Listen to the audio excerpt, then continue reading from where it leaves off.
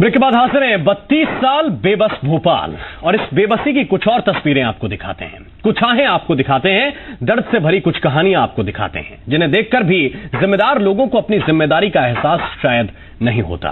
सबसे पहले भोपाल की रुक्मिणी की एक दास्तान को देखिए, जरा देखिए उनका दर्द और महसूस कीजिए उस दौर की भयावहता को जिसे आज तक न्याय नहीं मिल पाया।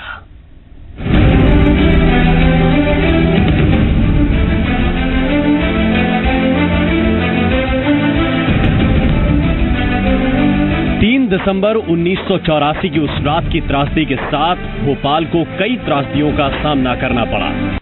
गैस के गुबार में जो जिंदगियां गुम हुई, उनका ठिकाना तो फिर भी आंकड़ों में दर्ज हो गया। जो बच गए वो दर-दर की ठोकरें खा रहे हैं। दर्द के अंतहीन सफर के साथ आगे बढ़ रही जिंदगी गैस पीड़ितों को पल पल मारती है। उस रात अपनों को मरता छोड़कर भागने की मजबूरी का पछतावा उन्हें सालता है और सेहत की तंगी जीने नहीं देती। भोपाल गैस कांड के पीड़ित दर्द के जिस दौर से दो चार हो रहे हैं, उस दर्द को सियासत समझे ना समझे, आज देखना जरूर चाहिए। ये कहानी रुक्मणी की है। भोपाल के उड़िया मोहल्ले में रहने वाली ये है रुक्मणी। इनका आंसुओं के साथ 32 साल पुराना नाता हो चुका है। पैर लाचार हो गए हैं, एक हाथ काम नहीं करता। आंखों की रोशनी भी कलेजे के 2 टुकड़ों की तरह धीरे धीरे दूर होती जा रही है। 2 दिसंबर 1984 की रात रुक्मणी अपने पति और 2 बच्चों के साथ रेलवे के क्वार्टर में सो रही थी। उसी बीच भोपाल में यूनियन कार्बाइड फैक्ट्री में पल रही लापरवाही की मियाद खत्म हो गई और उसके बाद सिलसिला शुरू हुआ जिंदगियों के खत्म होने का। रुक्मणी का दम घुटने लगा, आंखों और सीने में जलन शुरू हो गई। तभी घर से बाहर भगदड़ और शोर सुनाई देने लगा। थोड़ी ही देर बीती थी, लेकिन पहली अनहोनी सामने आकर खड़ी हो गई। रुक्मणी के 3 साल के बेटे ने तड़प तड़प कर दम तोड़ दिया। अभी बेटे की मौत का सदमा लगा ही था कि बेटी भी छटपटाने लगी। लोगों ने बेटे की लाश को छोड़कर भागने को कहा। रुक्मणी को समझाया गया कि बेटा तो गया, लेकिन अपनी और अपनी बेटी की जिंदगी बचाने के लिए भागो। वो लड़की जो 5 साल की लड़की थी, तो बिल्कुल ये बिलाई चिल्लाती ऐसी चिल्ला रही थी। और हमको सहारा देने वाले नहीं था साहब, हम तो दोनों आदमी औरत था, कोई नहीं था, छोटे छोटे बच्चा था। तो मेरे को बोला है कि लड़का है माँ, चले अपन तो भाग चले उधर भाग चले बोला। बेटे के शव को आखिरी बार कलेजे से लगाकर उसे किचन में छोड़कर रुक्मणी भागी और 5 साल की बेटी की जान बचाने के लिए भोपाल से 40 किलोमीटर दूर अब्दुल्लागंज पहुंची। वहां भी अस्पताल भरे पड़े थे, लेकिन पति ने बहुत गुहार लगाई कि उनकी बेटी मर जाएगी, किसी तरह से उसे अस्पताल में भर्ती कर दें, लेकिन कोई बेड खाली न होने के चलते उन्हें वहां से भी भगा दिया गया। बेटा यूनियन कार्बाइड की भेंट चढ़ चुका था और इधर बेटी की सांसें भी अब धीमी होने लगी थी। और हुआ वही जिसका खौफ 40 किलोमीटर की भागम भाग में इन्हें खाए जा रहा था। बड़ी मुश्किल से पानी मिला था। रुक्मणी ने बेटी की आंख धुलाई। एक घूंट पानी पीते ही उसकी आंखें बंद हो गईं। अरे मुंह हाथ धुलाई बच्चे को, बच्चे ने बोला पानी पिएगी भाई, तो कहने लगे ऐसे ऐसे करे ऐसे। तो पानी थोड़ा सा आंख को ऐसा ऐसे करके गई था, सामने नल था, ऐसे ऐसे मारी और एक कप की पानी लाके पिला दिया। पिलाने के बाद में वो बच्चा कैसा करा, ऐसा हाथ दर्द यहीं खत्म नहीं हुआ था। बेटी के अंतिम संस्कार के लिए शमशान में जगह भी बड़ी मुश्किल से मिल पाई थी। वो रात रुक्मणी के लिए कितनी भारी और बड़ी थी, इस बात का अंदाजा आप लगा सकते हैं। लाचारी, बेबसी और बदकिस्मती की इस कहानी के बीच अगर कुछ बचता है तो सिर्फ दर्द और दर्द की कहानियां। हड्डी में इन्हें दर्द करता है, पेट में दर्द करता है, आंख में देख नहीं पाता हूँ। मेरे बच्चा मेरे को हाथ पकड़ के गाड़ी पे डालने ले जाता है, ऐसा होकर रहता हूँ। या यूं कहिए कि रुक्मणी जैसे हजारों पीड़ित दर्द ही ओढ़ते हैं, दर्द ही बिछाते हैं और दर्द की उसी दहशत को अपने साथ लेकर सो जाते हैं। अफसोस तो आज की अफसरशाही और आंकड़ों के उस खेल पर होता है जिसमें पूरा मौसम गुलाबी है, लेकिन ज़मीनी हकीकत ये है कि न्याय का हक इन बस्तियों में हर रोज मारा जाता है। इसीलिए तो 32 साल बेबस भोपाल और न्याय की लड़ाई खस्ता हार। प्रवीण दुबे, जी मीडिया, भोपाल। और लगातार हम चर्चा कर रहे हैं, खास पैनल भी हमारे साथ है। ये दर्द की कहानियां ये बता रही हैं, ये सिर्फ एक रुक्मणी भर की दास्तान नहीं है। ऐसे 5 लाख लोग इस गैस त्रासदी से प्रभावित हुए और सबके परिवार की कुछ इसी तरह की त्रासदियां हैं, इसी तरह की दर्द हैं। और हमारे साथ विश्वास सारंग जी भी लगातार बने हुए हैं। विश्वास जी, एक सवाल ये है कि आप वॉरेन एंडरसन को नहीं पकड़ पाए और वॉरेन एंडरसन को उड़ा दिया गया, वो अपने देश वापस चला गया, वहां पर उसकी मौत हो गई। इस घटना से जुड़े और भी कई लोग थे। जब संगठन से जुड़े हुए लोग, गैस पीड़ितों के लिए काम करने वाले लोग ये सवाल उठाते हैं कि इतनी बड़ी घटना हो गई और एक शख्स को सलाखों के पीछे रहने के लिए मजबूर नहीं कर पाई सरकारें, इसकी क्या वजह आप देखते हैं?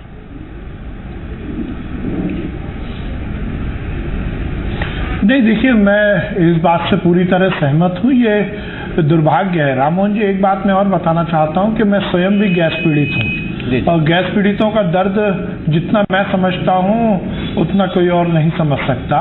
और गैस पीड़ित होने के नाते ये मेरा दर्द है कि एक भी व्यक्ति बिहाइंड द बार नहीं हुआ, जेल में नहीं गया, गिरफ्तार नहीं हुआ।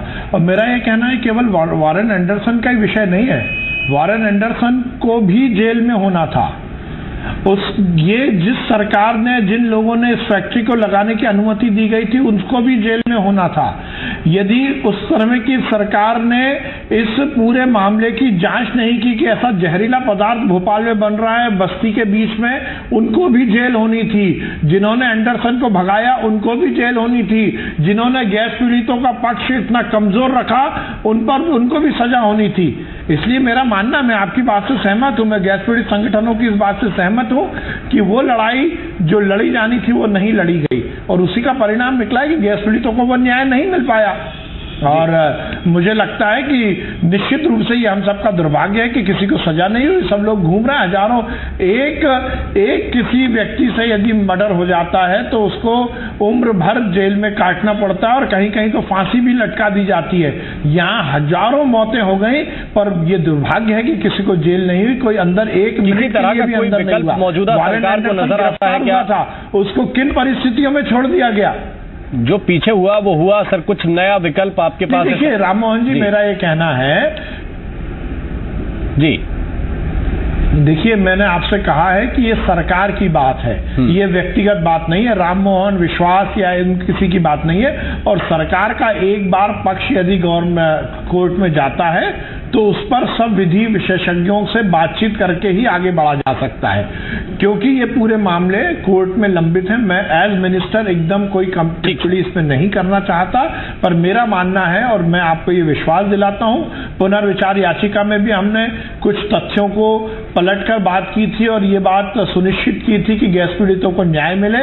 अभी एक हफ्ते पहले मैंने फिर से मीटिंग बुलाकर इस बात को सुनिश्चित किया था कि कोर्ट में यदि सरकार के किसी पक्ष को हम और ताकत के साथ गैस पीड़ितों के पक्ष में रख सकते हैं तो हमें रखना चाहिए। हम विधि विशेषज्ञों से बात कर रहे हैं, हम ये सुनिश्चित कराने का प्रयास कर रहे हैं कि गैस पीड़ितों को न्याय मिले, मुआवजे के मामले में न्याय मिले। और राममोहन जी, एक चीज मैं और ऐड करना चाहता हूं, क्योंकि मुझे अभी जाना है, मैं आपके डिस्कशन से अभी अलग हटूंगा, इसलिए मैं अपनी आखिरी बात यहां पर ये आपके माध्यम से कहना चाहता हूं कि गैस पीड़ितों के आगे की समस्याओं को लेकर मैंने ये निर्णय लिया, हमारे विभाग ने निर्णय लिया है कि उनकी सामाजिक परिदृश्य, उनकी आर्थिक स्थिति और उनके स्वास्थ्य की स्थिति को लेकर हम तीनों एस्पेक्ट पर अभी स्टडी करा रहे हैं, सर्वे करा रहे हैं। और इन तीनों एस्पेक्ट का जो भी हमारी स्टडी की रिपोर्ट आएगी उसके हिसाब से हम भविष्य का निर्धारण करेंगे। हम ये सुनिश्चित करेंगे कि गैस पीड़ितों का सामाजिक परिदृश्य परिदृश्य ठीक हो, उनको आर्थिक रूप से सुदृढ़ करें। हम उनके नए रोजगार के अवसर उपलब्ध करा रहे हैं। हम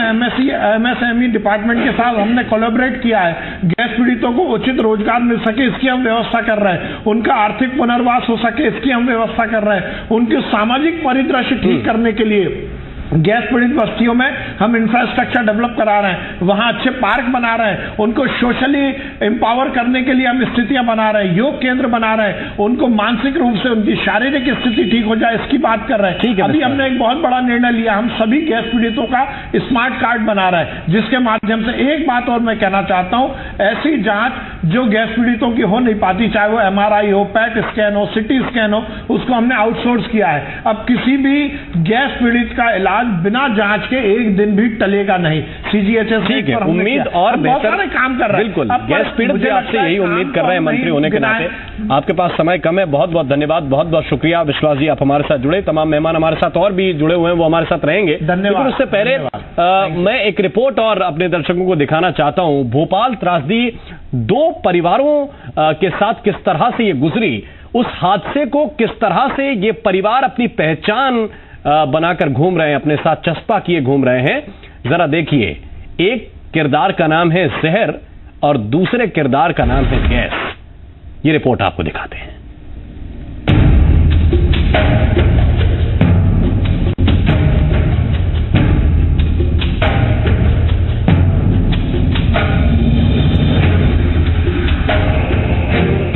भोपाल की बेबसी के किस्से किसी से छिपे नहीं हैं, बल्कि सरेआम है।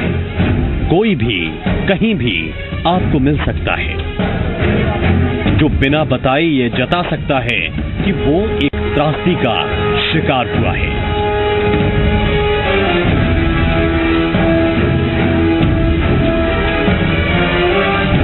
इन 2 तस्वीरों को देखिए, एक का नाम है जहरलाल और दूसरी है गैस देवी। ये नाम किसी को भी अजीब ही लगेंगे, लेकिन नियति ने इनके नसीब में सिर्फ ये नाम ही नहीं लिखे, बल्कि इन नामों के साथ वो पीड़ा भी पिरोई है जो अब मौत के साथ ही खत्म होगी। 2 और 3 दिसंबर की दरमियानी रात को जब गैस ऋषि भूदेव की पत्नी प्रेग्नेंट थी, जान बचाने के लिए भूदेव अपनी पत्नी के साथ तेजी से भागा, लेकिन ज्यादा दूर नहीं जा सका और पास के ही एक मैदान में उसकी पत्नी लगभग बेहोश सी हो गई।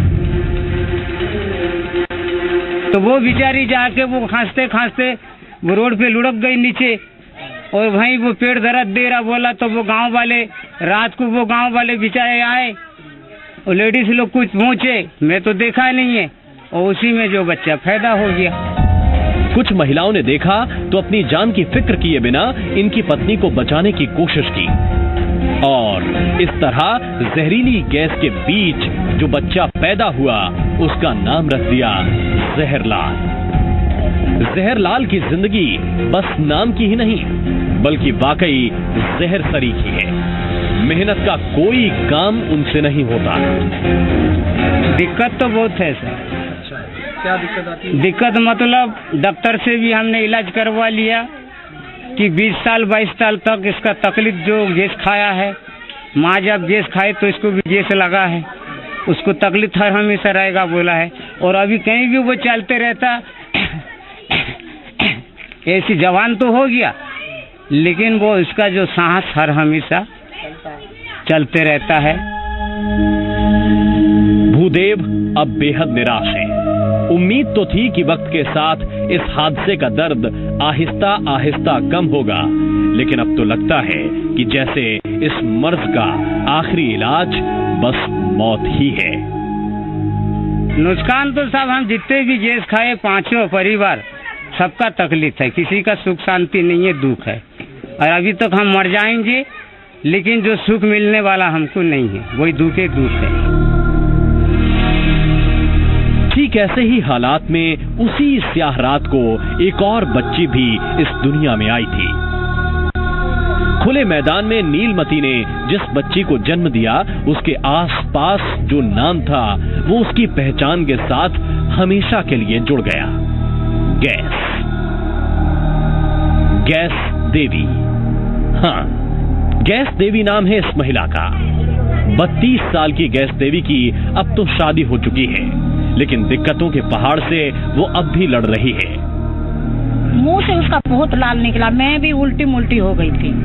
हाँ, मुंह में इतना लाल निकल रहा था कि पूरा 2 महीना तक उसका लाल निकल रहा था।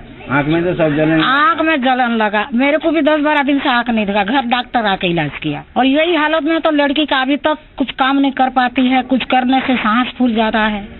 अभी तो यही घटना है हमारा। देखो हाथ पैर, काम तो घर का काम कर नहीं पा रही तो कहाँ काम करके खाएगी। आदमी उसका पालता है, करके खिला रहा है, क्या करे। पुराने भोपाल की उड़िया बस्ती में ज्यादातर लोग ऐसे ही हैं जो गैस कांड से बुरी तरह से प्रभावित हुए हैं। हर एक घर से कोई न कोई या तो मौत के मुंह में समा गया या फिर अपंग हो गया। आलम यह है कि उस दौरान जो बच्चे थे उनके बच्चों को भी कोई न कोई बीमारी उसी गैस कांड के कारण हो रही है। हादसे को 32 साल हो गए हैं, लेकिन भोपाल की इस उड़िया बस्ती के प्रत्येक घर में कोई ना कोई दर्द की कहानी है। आलम यह है कि जो बच्चे अभी पैदा हुए हैं या बड़े हो रहे हैं, उन्हें भी परी कथाएं नहीं सुनाई जा रही, बल्कि उसी गैस कांड की कहानियां उनके बुजुर्ग सुनाते हैं। प्रवीण दुबे, जी मीडिया, भोपाल। और लगातार खास मेहमान हमारे साथ बने हुए हैं। सतीनाथ सड़ंगी साहब, मैं आपके पास आना चाहता हूं और मैं सिर्फ ये जानना चाहता हूं कि क्या उम्मीद आप करते हैं, किस तरह का सुधार आपको अभी और चाहिए? जो पुरानी सरकारें और मौजूदा सरकार कर रही है, क्या वो चीजें आपको अब साल रही हैं और क्या आप सरकार से कहना चाहते हैं, ये जरा बताइए। तो सबसे पहले तो हमें लगता है इलाज का सवाल सबसे अहम है। और इलाज में आज तक 2004 में सर्वोच्च न्यायालय ने एक निगरानी समिति बनाई थी। जी जी। और निगरानी समिति में सरकारी अधिकारी भी थे और उन्होंने कई अनुशंसाएं की थी कि कौन इलाज में कौन सी बेहतरी होनी चाहिए, क्योंकि पैसे तो बहुत खर्च हुए हैं, 500 करोड़ रुपए खर्च हुए हैं, लेकिन आज तक सही इलाज लोगों को नहीं मिल पाया है, जिसके वजह से गैर जरूरी और हानिकारक दवाएं बहुत ज्यादा दी जा रही हैं उनको, क्योंकि लाक्षणिक इलाज चल रहा है। तो सबसे पहले जरूरी है कि 12 साल से जो अनुशंसाएं इस निगरानी समिति ने दी हैं उन्हें लागू किया जाए, यानी कि डॉक्टरों की अपॉइंटमेंट की जाए, विशेषज्ञों को बुलाया जाए, जितने चाहिए, जो पोस्ट खाली हैं उन्हें भरा जाए, सही गुणवत्ता की दवाएं दी जाएं। ये सब नहीं हो रहा है। दूसरी बात है रोजगार की, क्योंकि सिर्फ लोग 72% लोग जो गैस ज़दा थे, ज़दा हैं, वो मेहनत करके काम करने वाले लोग हैं, उनके लिए रोजगार की कोई व्यवस्था नहीं है। लेकिन क्योंकि जो पहले ठेला धकाते थे, वजन उठाते थे, नहीं कर सकते। बिल्कुल। तो वो परिवार, हजारों परिवार भुखमरी के कगार पर है। रोजगार की कोई व्यवस्था नहीं है, रोजगार की जरूरत है। अच्छा, राशिदा भी बहुत बड़ी समस्या है, वो है राशिदा भी जी, मैं ये जानना चाह रहा था क्योंकि मंत्री जी भी कह रहे थे कि हम इन क्षेत्रों में काम कर रहे हैं, अलग अलग क्षेत्र उन्होंने गिनाए। क्या लग रहा है कि कुछ तो सुधार भविष्य में होगा? किसी तरह की उम्मीद जगती है इन भरोसे देने से, इन बयानों से, इन वायदों से? देखिए, 2011 में शिवराज सिंह चौहान जी ने कहा था कि हम सभी गैस पीड़ितों को समान कैटेगरी में लाएंगे, हर एक गैस पीड़ित को 5 लाख रुपए दिलवाएंगे केंद्र सरकार से। अगर केंद्र सरकार नहीं देगी तो हम राज्य सरकार से देगी। इसको लिखित लेटर है हमारे पास, उनके लेटर पैड पे उन्होंने लिख के दिया था 2011 में। तो 2011 से 2016 हो गया, मुख्यमंत्री जी ने दोबारा मुलाकात नहीं की, ना ही किसी को एक पैसा मुआवजा दिया, ना ही इलाज की कोई व्यवस्था है, ना रोजगार की व्यवस्था है, कुछ भी नहीं है। और ये मंत्री जी अभी नए मंत्री बने हैं, और ये इनका कहना है कि हम करेंगे, लेकिन वो कहते हैं कि मेरे बस में सब कुछ नहीं है, मैं राज्य मंत्री हूँ और जो बाकी चीजें सरकार के हाथ में। तो सरकार जब 2011 से 2016 तक पीड़ितों से मिलना मुनासिब नहीं समझ रही है, वो मुख्यमंत्री क्या करेंगे? क्या उम्मीद की जा सकती है उनसे? ये आप बताएं। अभी विश्वास जी होते तो उनसे पूछते कि बताइए आप क्या जिम्मेदारी ले रहे हैं? जब मुख्यमंत्री इस तरह के हालात हैं तो वो क्या जिम्मेदारी ले रहे हैं? क्या वो कह सकते हैं कि हाँ हम 5 लाख मुआवजा दिलाएंगे, प्रधानमंत्री से मिलवाएंगे? आज उन्हीं की पार्टी के प्रधानमंत्री बने बैठे, दिल्ली में बैठे, क्या वो उनसे हमें मिलवाएंगे, हमारी बात कराएंगे, हमें इंसाफ दिलाएंगे, डाउ कंपनी को जवाबदेही कराएंगे? ये वो बता दें हमें, तो हम उनसे उम्मीद कर लेंगे कि ठीक है, आप देर से ही सही, देर से आए दुरुस्त आए, मान लेंगे। वो हमसे वादा करें इस तरह का कि हाँ ये हम करेंगे। ठीक है। रवि सक्सेना जी, एक फाइनल कमेंट मैं आपकी तरफ से चाहता हूं, और मैं ये जरूर इसमें चाहूंगा, विकलांग बच्चे पैदा हो रहे हैं, विकलांग बच्चों के लिए आज तक सियासी पुट ज्यादा न हो तो ठीक रहेगा, क्योंकि क्या वाकई जो गैस पीड़ितों की जमीनी स्थिति आप देख रहे हैं, क्या वाजिब चीजें हैं जो सरकार को करनी चाहिए? देखिए राम जी, मैंने डिबेट जब चालू हुआ था तभी कहा था कि सांप निकल गया है, लाठी पीटने से कोई मतलब नहीं है। पर मंत्री जी, जिस तरह का इन लोगों की आदत है उसी तरह की बातें करना, कोसना और अपनी अकर्मण्यता को छुपाने के लिए कांग्रेस पार्टी को या कांग्रेस का जो शासनकाल था उसको उन्होंने जिस तरह से परिभाषित किया इस चैनल पे सबने देखा। मेरा कहना यह है कि भोपाल के गैस पीड़ितों को न्याय मिलना चाहिए। 13 साल से भारतीय जनता पार्टी की सरकार है। शिवराज सिंह चौहान जी ने 2011 में जाके कहा कि मैं 5-5 लाख रुपया दिलवाऊंगा, वो आज तक नहीं मिला। विधवा कॉलोनी का कायाकल्प करूंगा, 18 करोड़ रुपया दूंगा, 1 करोड़ रुपया दिया, वो भी सब अफसरों ने खा पी लिया। आज भी विधवा कॉलोनी की स्थिति वही की वही है। जो बच्चों को इलाज मिलना चाहिए, जो पीड़ितों को इलाज मिलना चाहिए, वो मिल नहीं रहा है। जो BMHRC केंद्र शासन के समय हम लोगों ने बनाई थी, उसके सारे डॉक्टर्स भाग चुके हैं। वहां की स्थिति इतनी दयनीय है कि वहां डॉक्टर्स अब हैं नहीं, दवाइयां हैं नहीं, गैस पीड़ितों की वहां लाइन लग रही है, इलाज के लिए परेशान है, वो सब कुछ हो नहीं रहा है। मेरा तो आज ये कहना है कि सबसे बड़ा दायित्व तो आज ये है कि इन गैस पीड़ितों के जो जख्म है उनके ऊपर मरहम लगाया जाए, उन समुचित स्वास्थ्य सेवाएं दी जाए, उनको उनके बहुत बहुत शुक्रिया आप सभी मेहमानों का हमारे साथ इस चर्चा में जुड़ने के लिए। और गैस राहत राज्य मंत्री ने कुछ भरोसे दिए हैं, सरकार भी बहुत कुछ भरोसा देती है, लेकिन वो भरोसे सिर्फ आज की तारीख के लिए ही होते हैं या फिर आने वाले 364 दिनों में वो जमीन पर उतरते भी हैं और लागू भी होते हैं, ये भी हम लगातार देखते रहेंगे। अगली साल फिर जब 33 साल हो जाएंगे, फिर चर्चा होगी, फिर सवाल उठेंगे, फिर जवाब होंगे। लेकिन इस अगले 1 साल के दरमियान कितनी तेजी के साथ सरकार गैस पीड़ितों को राहत देती है, ये जरूर देखना होगा। पुनर्वास कितना होता है, ये भी देखना होगा। आगे जरूर देखिए प्राइम टाइम।